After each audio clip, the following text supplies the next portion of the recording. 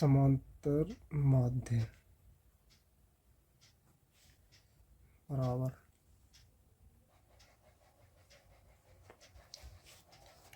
समांतर माध्य का फार्मूला एफ एक्स बटे सिग्मा एफ, माध्य का निकालने का formula L plus 8/2 minus C F बटे एफ गुणा एच, जिसमें आपका माध्यक निकालने का जो सवाल पूछा जाएगा वो कुछ इस प्रकार से पूछा जाएगा कि बारंबारता सारणी का माध्यक ज्ञात कीजिए। इस तरह से सवाल दे रखा होगा और सभी बारंबारताओं का योग जो कहलाएगा वो n कहलाएगा, उसको n/2 और माध्यक वर्ग जो कहलाएगा वो कहलाएगा कि जिसमें आपका संख्याओं का जो दिख है और बहुलक सवाल कुछ इस प्रकार से पूछा जाएगी कि आंकड़ों का बहुलक ज्ञात कीजिए। बारंबारता दे रखी होंगी, बारंबारता अंतराल दे रखा होगा और बारंबारता इस प्रकार से आप सवाल देखने को मिलेगा। इस प्रकार से आपका समांतर माध्यक का फार्मूला आपका ये हो गया और माध्यिका का formula L plus n/2 minus C F गुणा एच हो जाएगा और बहुलक का formula L plus F1 minus F0 2F1 F0 minus 2F2 गुणा एच का हो जाएगा।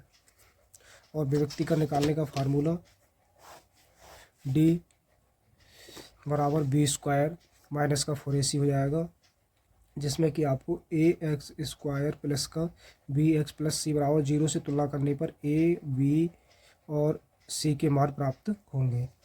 अगला सवाल पूछा जाएगा कि मूलों का योगफल बताइए। तो यहाँ भी ए एक्स स्क्वायर बी एक्स से तुलना कराएंगे तो माइनस बी अपॉन ए का मान प्राप्त हो जाएगा और मूलों का गुणनफल प्राप्त करने के लिए एल्फा गुणा बीटा बराबर सी अपॉन ए। अगली प्रकार में पूछा जाएगा कि दो समीकरण रेखिक समीकरण दे रखी होंगी और पूछा जाएगा किस प्रकार के हल होंगे। यदि a1 x और b1 y बराबर c1 से और a2 x plus b1 y plus c2 से बराबर 0 से तुलना कराने पर a1 a2 के अनुपात अगर बराबर होते हैं, b1 b2 c1 c2 के अनुपात बराबर होने पर अनेक हल होंगे। अगला फार्मूला लघु त्रिज्याखंड का क्षेत्रफल थीटा पाई आर स्क्वायर बटे 360। इस प्रकार से आपका ये वृत्त का केंद्र हो गया, ये वृत्त की त्रिज्या होगी और इनके बीच क्षेत्रफल पूछ लिया जाएगा कि छायांकित भाग का क्षेत्रफल ज्ञात कीजिए। इनके बीच कॉट थीटा दे रखा होगा, आर का मान दे रखा होगा और हम इस फार्मूले को लगा सकते हैं। बहुत आसान है और प्रत्येक साल ये इससे संबंधित प्रश्न बनता है। लघु वृत्तखंड का क्षेत्रफल theta pi are square minus are square sine theta बटे 2 आपका हो जाता है। और दीर्घ का पूछेगा तो इसमें पाई आर स्क्वायर यहाँ से माइनस हो जाता है, pi are square minus theta pi are square बटे 360 minus are square sine theta बटे 2 हो जाएगा। तो इस प्रकार से ये दीर्घ वृत्तखंड का फार्मूला बन जाएगा। यहाँ से दो सवाल हर साल यहाँ से सवाल पूछे जाते हैं। ये फार्मूला बहुत ही ज़्यादा इम्पोर्टेंट है।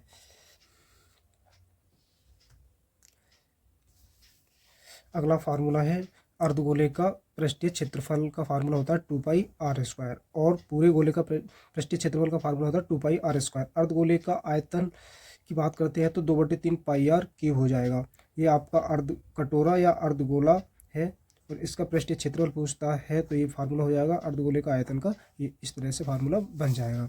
और बेलन का वक्रपृष्ठीय क्षेत्रफल की अगर बात करते हैं तो इसका फार्मूला 2 पाई RH हो जाएगा और बेलन के आयतन की अगर बात करेंगे तो इसका फार्मूला 2 पाई r² हो जाएगा और बेलन का वक्रपृष्ठीय क्षेत्रफल 2 पाई RH हो जाएगा। ये आपका बेलन कुछ इस प्रकार से बनता है। ये बेलन की त्रिज्या r हो गई और ये बेलन की ऊंचाई h हो गई। घन का आयतन होता है 1/3 और वक्रपृष्ठीय क्षेत्रफल 6a²। इस प्रकार से घन का चित्र बना हुआ है। एक भुजा घन की भुजा दे देगा, आयतन पूछ लेगा, या फिर घन का पृष्ठीय क्षेत्रफल पूछेगा तो इसमें एक भुजा देकर के घन का पृष्ठीय क्षेत्रफल पूछ सकता है।